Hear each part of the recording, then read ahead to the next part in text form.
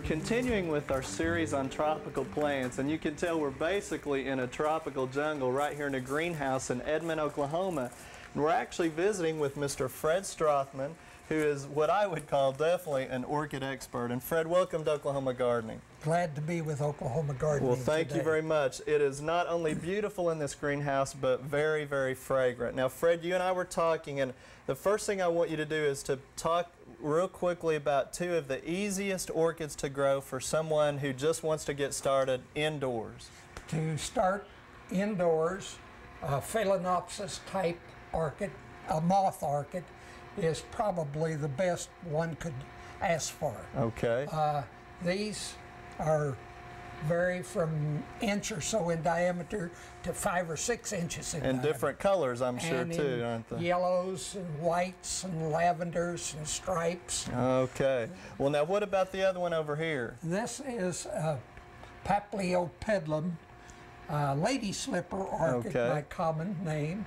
It is rather easily to grow in the home because it is one of the orchids which requires lesser light, and therefore is very adaptable to the home. Okay, so a moth orchid or a lady slipper would be probably two of the easiest ones. Of course, there's all kinds of different ones within that grouping.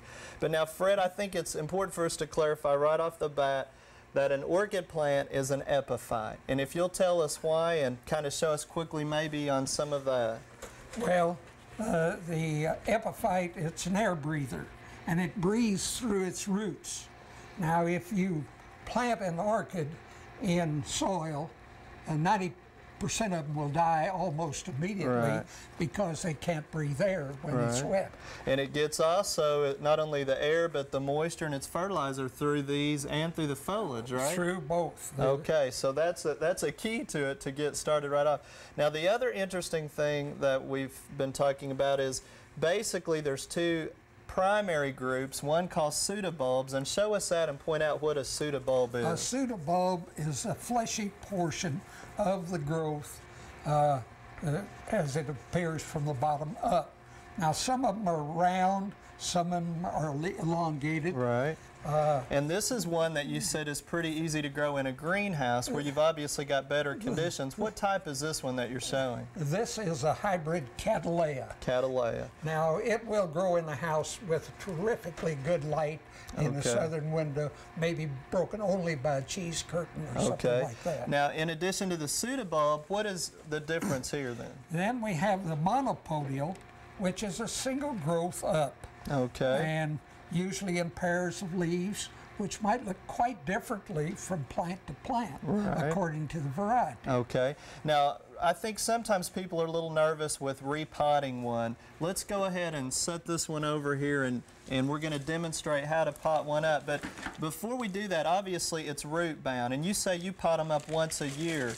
Also, you can divide them, can't you? And then we have the little the Phalaenopsis type doesn't go for dividing very well, but sometimes they will grow out to the side, and when you repot, you can peel off each one of these individual plants and make a separate plant. Or again, this is what you call a kiki, right? Not a... This little new growth is a kiki. And we will leave it grow on the flower stem until it puts out new aerial roots. So you could just cut that one off then and pot it like you're going to show us now. Again, you pot them every year, and tell us what you would do. You're not growing it really in potting soil either, are you? No, I am growing this in a mixture of fir bark, vermiculite, and now, while you're doing that, Fred, tell me about the razor blade, because I found that interesting.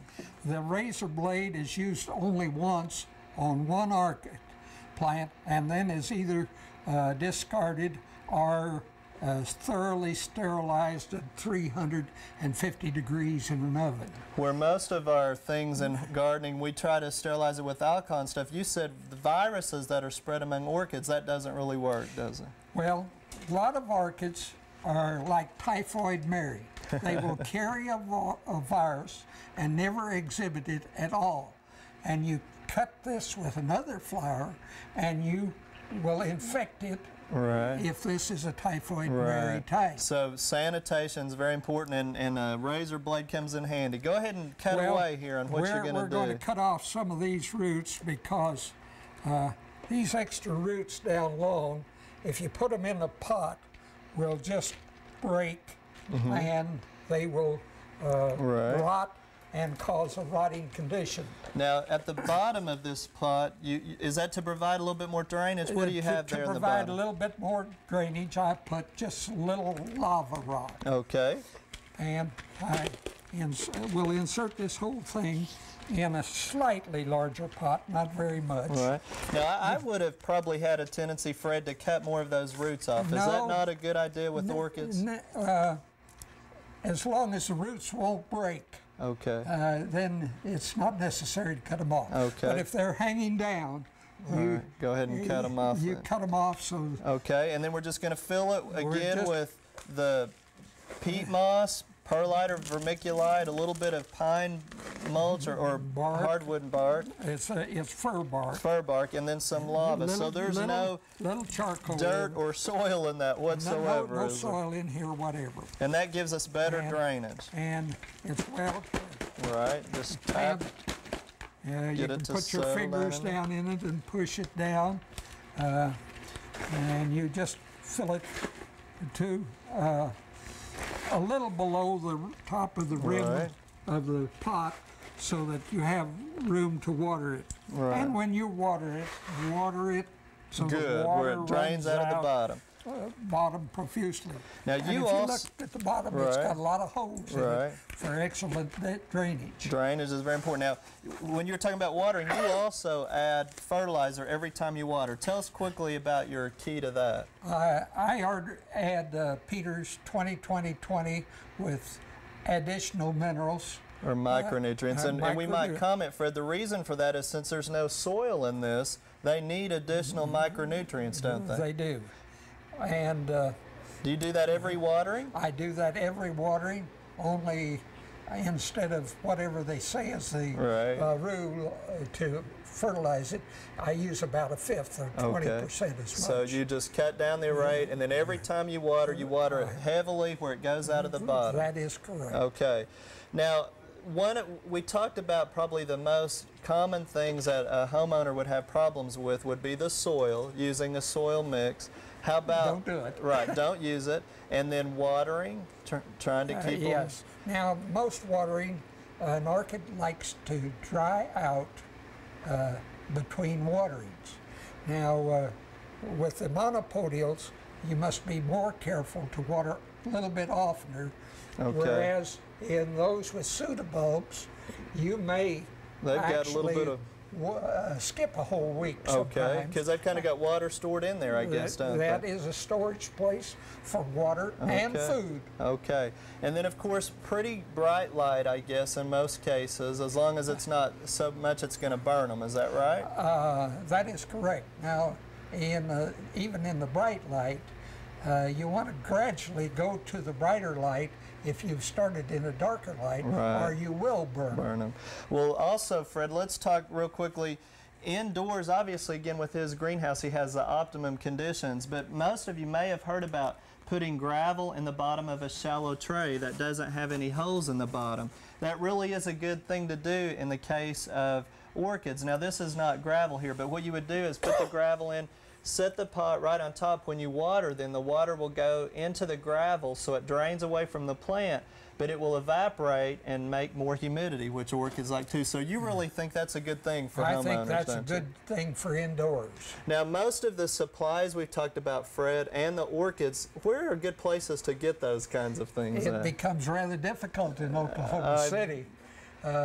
I hope there will be a number of them at our show. Right, so orchid shows are a good place to get started. Some of the garden centers, I guess. it's even hard to find fir bark at the garden centers.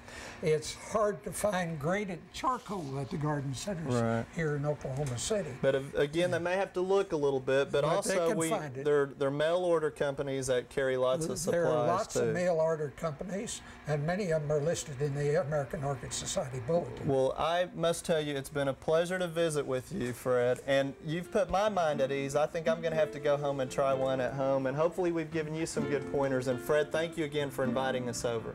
Happy to be here. Thanks.